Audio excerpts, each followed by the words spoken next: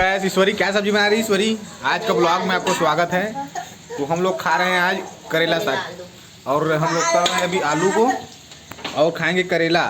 संगवारी हो इतना मस्त स्वादिष्ट बनते करेला भून के खाना था, लेकिन एक जबान एकदम करू है जो करेला।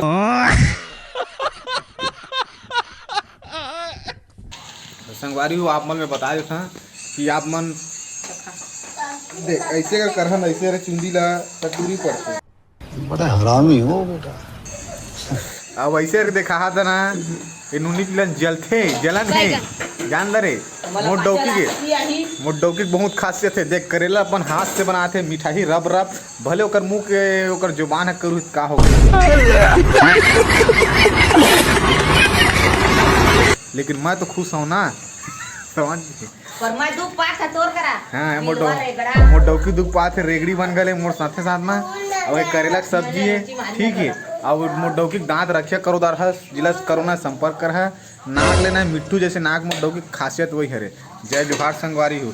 ये आलू खा ये रम के लिए करेला खा करेला करू मोट डौकी जबान भी करूँ जिला एक मोट डौकी बात सुनने संगे कमेंट करो। जय जोहार जय छत्तीसगढ़।